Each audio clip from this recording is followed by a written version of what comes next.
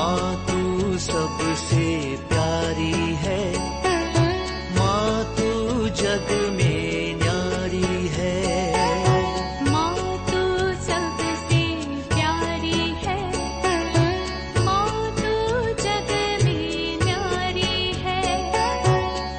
अपने आंचल में रखना, अपने आंचल में रखना। हमें वरदानों से भरना।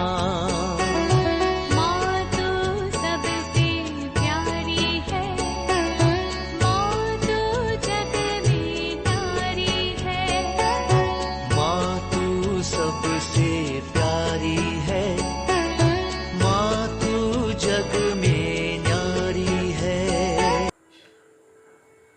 पिता, पुत्र और पवित्र आत्मा के नाम पर आमीन। आप सबों को जय यीशु। आज हम लोग प्रकाशना ग्रंथ का तीसरा रिवीजन क्लास, जो प्रकाशना ग्रंथ अध्याय 4 वाक्य 1 से अध्याय 5 वाक्य 14 तक का भागों में जो स्वर्ग का दर्शन योहन को मिलता है उसके विषय में पढ़ाई करेंगे। यह रिवीजन क्लास है। इससे पूर्व में हम लोगों ने इन पूरे अध्यायों को धीरे धीरे से छोटे छोटे क्लासों के द्वारा सीख करके आया था। अभी दोबारा एक बार और रिवीजन द्वारा जो छोटे मोटे जो जरूर जो बताने वाले जो बातें हैं केवल उसी के ऊपर प्रकाश डालते हुए थोड़ा पिछले दिनों में जो हम लोग पढ़ करके आए उस पर थोड़ा याद करने के लिए यह रिवीजन क्लास है। जरूर आप लोग बाइबल को उस भाग को पढ़ना है, और पिछले जो क्लास यदि आपने देखा नहीं जरूर सबसे पहले उसको देखना, तभी यह रिवीजन क्लास आपको फायदा देगा। यदि आपको हमारे क्लास अच्छा लग रहा है, अधिक से अधिक लोगों तक इसको पहुंचाने का एक कष्ट भी करें। जितने अधिक लोग देखेंगे जो कैथोलिक कलीसिया आधिकारिक रूप से जो शिक्षा देते हैं, अनेकों लोग झूठी शिक्षाओं में पड़े हुए हैं। उनके सामने सत्य शिक्षा को पहुंचाने का प्रयत्न आप लोगों को भी करना है। तो प्रकाशना ग्रंथ जो समझने में सबसे तकलीफ कष्ट वाला जो भाग हम लोगों ने इन दिनों में सीखा है, और उसका रिवीजन करते हुए आज योहन को जो स्वर्ग का दर्शन मिल रहा है उसके विषय में मनन चिंतन करेंगे। पिछले क्लास में हम लोगों ने देखा ईश्वर का दर्शन, ईसा मसीह का दर्शन उन्हें मिला था, और उस स्वर्गीय दर्शन में क्या क्या देखा, उसका क्या अर्थ है, ये सब हम लोगों ने मनन चिंतन किया। और प्रकाशना ग्रंथ को 2 भागों में विभाजित करता है। पहला भाग विशेषकर जो 7 कलीसियाओं के लिए जो पत्र लिखा है वो सार्वत्रिक कलीसिया है। सार्वत्रिक कलीसिया से प्रभु क्या आग्रह कर रहा है, किस कंडीशन में है, इसके विषय में वहां पर लिखा था। अब भविष्य में होने वाले कुछ बातों के विषय में स्वर्गदूत के द्वारा योहन को सिखाते हैं। स्वयं ईसा मसीह उन्हें दर्शन दे करके स्वर्गदूत के द्वारा यह सब शिक्षा उनको दे रहा है। ये भी हमें मालूम है सम्राट डोमिशियन के समय पर कलीसिया के ऊपर जो अत्याचार चल रहा था, अनेकों लोग विश्वास को त्यागा, मूर्ति पूजा में जो सम्राटों का पूजा में सब लग गया था। लेकिन कुछ लोग ईमानदार रहे, कष्ट पीड़ा सहते जा रहा है। उनमें से एक था संत योहन। उनको भी पत्मोस नामक टापू में उनको भगा दिया था। वहां पर वो गुलामी की जीवन जी रहा है, जंजीर से जकड़े हुए हैं और गुलामी की जिंदगी जी रहा है। अन्य कलीसिया के सदस्यों के समान पीड़ा सहने वाला योहन एक इतवार के दिन प्रार्थना करते वक्त ईश्वर का दर्शन मिलता है। तो ये सब हम लोग पिछले क्लासों में मनन चिंतन किया। आज के क्लास जो दूसरा भाग प्रारंभ है, योहन ने देखा स्वर्ग का द्वार को खुलता हुआ और योहन को वहां पर ऊपर बुलाया।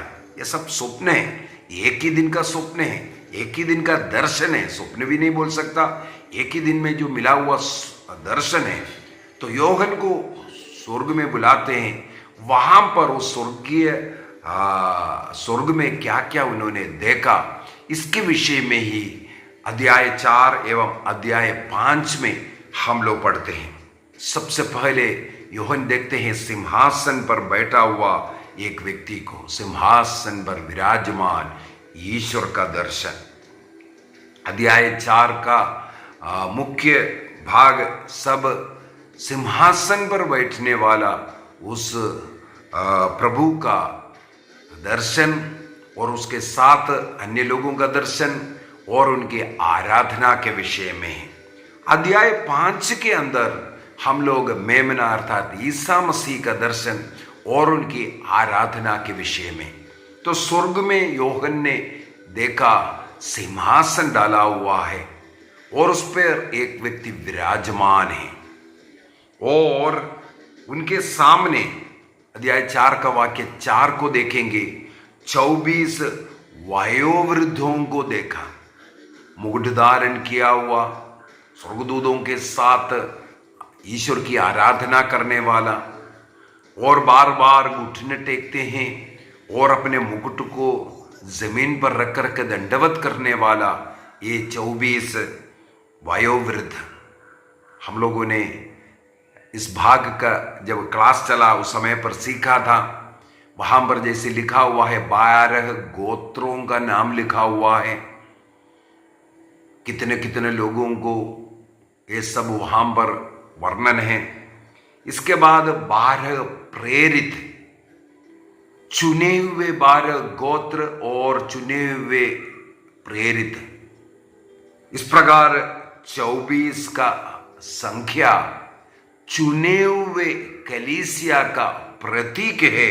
हम लोगों ने मनन चिंतन किया था और वहां पर उन लोगों को सिंहासन, ईश्वर के साथ बैठने के लिए सिंहासन मिला। इज़राइल के 12 गोत्रों पर राज करने का अधिकार मिलने वाले ये इज़राइल आज कलीसिया का प्रतीक है।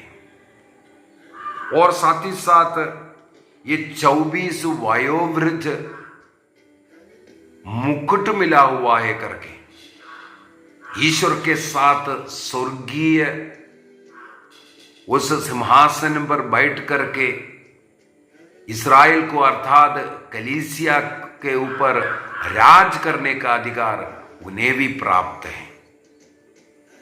यहां पर हम लोगों को एक बात और मनन चिंतन करना है। 15 अगस्त के दिन हम लोगों ने माता मरियम का स्वर्ग में उद्ग्रहण का मनन चिंतन किया। इसके बाद 22 तारीख को माता मरियम का मुकुट धारण का, स्वर्ग की रानी के रूप में वहां पर मुकुट मिला है, ये हम लोग मनन चिंतन करते हैं। देखिए यहां पर हम लोग देखते हैं चुने हुए लोगों को मुकुट मिलता हुआ। तो माता मरियम के खिलाफ अनेकों लोग बोलते हैं, जैसे ये 24 वयोवृद्धों को मुकुट मिला था, सिंहासन मिला था, यीशु की वो मेमने की मां जो राजाधिराज प्रभु की मां को इसलिए कलीसिया रानी कहते हैं, रानी का मुकुट मिला है कर करके बोलते हैं। इसके बाद हम लोग देखते हैं वहां पर बिजलियां, वाणियां, मेघ गर्जन ये सब होता हुआ ये ईश्वर के महिमा को प्रकट करने के लिए है। और दूसरी बात और है, अध्याय 4 का वाक्य 6 से आगे अगर पढ़ेंगे वहां पर मुख्यतः 4 प्राणियों के विषय में भी लिखा हुआ है। स्वर्ग के दर्शन में सिंहासन पर बैठने वाला मेमने को, ईश्वर को विराजमान लिखा हुआ है, और उनके दाहिने मेमना है, और 24 वयोवृद्ध हैं, और उसके साथ वहां पर 4 प्राणियां हैं। ये 4 प्राणियों के विषय में प्रकाश नगर का अंत तक हम लोगों को सुनने के लिए मिलेगा। ये 4 प्राणी किसका प्रतीक है? यदि हम लोग अध्याय 5 अभी मनन चिंतन करने वाला है, उसके वाक्य 11 में भी लिखा हुआ मिलेगा, ईश्वर के सामने असंख्य स्वर्गदूतों को, कोई संख्या नहीं है, उतना अधिक स्वर्गदूतों के विषय में वहां सेवा करने वाले। तोबित के ग्रंथ में भी हम लोगों ने पढ़ा है, तोबित का ग्रंथ अध्याय 12 के अंदर ईश्वर के महिमा के सामने रहने वाले 7 स्वर्गदूतों के विषय में, वे दिन रात प्रभु की सेवा करते हैं, उनमें एक रफाएल स्वर्गदूत स्वयं इसको प्रकट किया था। तो यहां पर हम लोग देखते हैं जो 4 प्राणी और असंख्य स्वर्गदूत को योहन देखते हैं। अब ये 4 प्राणी के विषय में वहां पर लिखा हुआ है, मनुष्य का और पशु का और पक्षी का उनको चेहरा है। इसका मतलब ईश्वर की जो सृष्टि चराचरों का एक प्रतीक के रूप में इस भूमि में जितने भी सृष्टि वस्तु है, चाहे मनुष्य हो, चाहे जानवर हो, चाहे पक्षी हो, इनका एक प्रतीक के रूप में ये 4 प्राणी वहां पर है। सबसे पहला उसका मुख सिंह के समान है। सिंह हमें मालूम है एक जंगली पशु है और वह शक्तिशाली पशु है। इसके बाद दूसरा जो प्राणी है उसका चेहरा बैल का है। पालतू जो जानवर है उसमें सबसे शक्तिशाली जानवर है बैल, उसको दर्शाया। इसके बाद तीसरा है मनुष्य का चेहरा है। ईश्वर के सृष्टि में सबसे बुद्धिशाली ज्ञानी है मनुष्य। इसके बाद चौथा प्राणी का चेहरा एक गरुड़ की चेहरा। हमें मालूम है गरुड़ ऐसा पक्षी है सबसे तेज एवं सबसे ऊंचाइयों में जाकर रहने वाला और सबसे ऊंचे उड़ने वाला, सबसे तेज उड़ने वाला पक्षी है। तो जो जीव जंतुओं में 4 ऐसे, जो सृष्टि वस्तुओं में 4 ऐसे मनुष्य, पक्षी और जानवर को चुन करके प्रतीक के रूप में सबसे शक्तिशाली जंगली जानवर को, सबसे शक्तिशाली हम लोग पालने वाले पालतू जानवर को और सबसे बुद्धिमान मनुष्य को और सबसे ऊंचाई पर और स्पीड में उड़ने वाले गरुड़ को यहां पर दिखाता है 4 प्राणी के रूप में। हम लोगों ने मनन चिंतन किया था।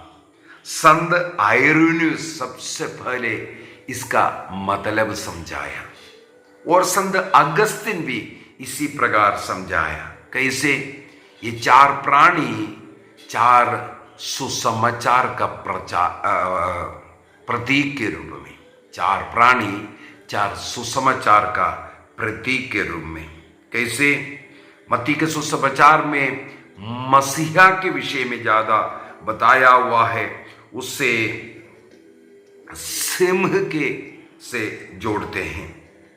और मार्कुस के सुसमाचार में ईसा मसीह का मनुष्यत्व के विषय में बताता है, इसीलिए मार्कुस उस प्राणी जो मनुष्य का चेहरे वाला प्राणी का प्रतीक के रूप में। और लूकस के सुसमाचार शुरू ही बलि से शुरू होता है और बलि अर्पित करने वाला उस मेमना, वहां पर हम लोग देखते हैं बैल लूकस के सुसमाचार का प्रतीक के रूप में है। और योहन के विषय में हमें मालूम है गहराइयों में सिखाने वाला, जो अन्य सुसमाचार में जो नहीं है, ऐसे ऐसे बातों को गहराइयों में हमें बताने वाला, मनुष्य को ऊंचाइयों में, ईश्वरीय ज्ञान की ऊंचाइयों में लेके जाने वाला है। योहन उसको गरुड़ का प्रतीक, इसका मतलब है मत्ती का सुसमाचार सिंह, मार्कुस का सुसमाचार मनुष्य, लूकस का सुसमाचार बैल एवं योहन का सुसमाचार गरुड़, ये प्रतीकों में हम मिलते हैं। और साथ ही साथ वहां पर हम लोग देखते हैं दिन रात ये सब उस सिंहासन पर बैठने वालों का, विराजमान उस प्रभु के सामने उनकी स्तुति आराधना करता हुआ। जो 24 वयोवृद्ध उनका मुकुट को, उनके किरीट को जमीन पर रख करके उन्हें दंडवत करते हैं। इसका मतलब है उस सिंहासन पर विराजमान सबसे श्रेष्ठ है। इन्हें मुकुट जरूर मिला है, संतों को कलीसिया के ऊपर अधिकार करने, राज करने का अधिकार प्राप्त है, मुकुट प्राप्त है, लेकिन वे ईश्वर की आराधना करने वाले हैं। ईश्वर से बड़ा नहीं है, संत लोग बड़ा नहीं, ईश्वर ही बड़ा है, ये दिखाने के लिए उनका मुकुट बार बार वे जमीन पर रखकर वो सिंहासन पर विराजमान की आराधना करता हुआ हम लोग पाते हैं। अभी अध्याय 5 के अंदर उस सिंहासन पर बैठने वाले के हाथ से मोहर लगी हुई किताब लेते हैं, मोहर लगी हुई पुस्तक को लेते हैं। उसको खोलने के लिए, उस मोहर लगे हुई किताब को, पुस्तक को खोलने के लिए योग्य एक व्यक्ति वो मेमना है। वो मानव जाति के पापों का प्रायश्चित कर, वध कर, आज जीवित मेमने के रूप में वहां पर दर्शाया। अध्याय 5 का 5 में लिखा हुआ है, ये यूदा वंशी सिंह है जो इस मुहर लगी पुस्तक को खोलने योग्य एकमात्र व्यक्ति। उस मेमने के विषय में भी कुछ वर्णन किया हुआ है। उनका 7 सींग है। 7 सींग का मतलब है, उस मेमने में 7 सींग का मतलब है वो सर्वशक्तिमान है। इसके बाद उनका 7 आंखों के विषय में बताया हुआ है। इसका मतलब है वह मेमना सर्वज्ञानी है। जिस प्रकार अध्याय 4 के अंदर सिंहासन पर विराजमान उस प्रभु की आराधना स्तुति करते हैं, 24 वयोवृद्ध, 4 प्राणी, असंख्य दूधों संतों के द्वारा, इसी प्रकार इस मेमने का भी अध्याय 5 में हम लोग देखते हैं सब मिलकर के उनकी स्तुति और आराधना करता हुआ। इसका मतलब सिंहासन पर बैठने वाला उस पिता के समान मेमना ईसा मसीह, पुत्र ईसा मसीह भी आराधना के योग्य है, वो भी ईश्वर का बराबर है, ये बताने के लिए। और साथ ही साथ यहाँ पर एक बहुत ही अच्छी बात हम लोगों को देखने के लिए, जो पढ़ने के लिए मिलती है, अध्याय 5 का वाक्य 8 के अंदर जो लिखा हुआ बात, वहां पर क्या लिखा हुआ है, जब मेमना पुस्तक ले चुका तो 4 प्राणी तथा 24 वयोवृद्ध मेमने के सामने गिर पड़े। प्रत्येक वयोवृद्ध के हाथ में वीणा थी और धूप से भरे स्वर्ण पात्र भी, धूप से भरे स्वर्ण पात्र, ये संतों की प्रार्थनाएं हैं। ये कहते हुए नया गीत गा रहे थे, तो पुस्तक ग्रहण करने की और मोहरें खोलने की योग्य है, ऐसा कर करके आराधना करें। जैसे सिंहासन में विराजमान की आराधना होता है, उसी प्रकार यहां पर मेमने की आराधना है। तो वाक्य 8 के अंदर हम लोग देखते हैं, धूप से भरे स्वर्ण पात्र संतों की प्रार्थना है करके। कैथोलिक कलीसिया में जो इस प्रकार का जो धूप अर्पित करता है, वो संतों की प्रार्थना का एक प्रतीक है। संतों से प्रार्थना नहीं करना बोल करके कुछ पाषंडी कलीसियाएं सिखाते हैं। यहां पर हम लोग देखते हैं स्वर्ग में हमारे जो धरती से जो प्रार्थना स्वर्ग की ओर उड़ रहा है, वो संतों की प्रार्थनाओं के साथ है। संत लोग स्वर्ग में, इसका मतलब है हम लोगों के लिए मध्यस्थ कर रहा है। उनकी प्रार्थना हमारी प्रार्थनाओं के साथ मिलकर स्वर्ग में प्रभु को अर्पित की जाती है। ये धर्म ग्रंथ कहते हैं संतों से प्रार्थना करना नहीं, संत लोग प्रार्थना नहीं कर सकता, इस प्रकार का झूठी पाषंडी सीख जो कलीसिया दे रहा है, ये बाइबल के प्रतिकूल अनुकूल नहीं है, उसका विरोध में है। बाइबल सिखाते हैं संतों की प्रार्थना हमारी प्रार्थना के साथ प्रभु को अर्पित करता है। इसे ही हम लोग मध्यस्थ प्रार्थना कहते हैं। स्वर्ग में विराजमान वयोवृद्ध हमारे कलीसिया का प्रतीक, जो कलीसिया से जो मरे हुए लोगों का और कलीसिया से चुने हुए लोगों का ये प्रतीक है, कलीसिया का भी प्रतीक है। 24 संख्या मैंने बोला, 12 इस्राएल के गोत्र, ये भी लिस्ट के अंदर भी बात ऐसे हम लोगों को मिलते हैं। जो लिस्ट जो बनाया हुआ है उसके अंदर सबसे पहले यूदा का नाम लिखा हुआ मिलेगा, आगे चल करके हमें मिलेगा यूदा का नाम।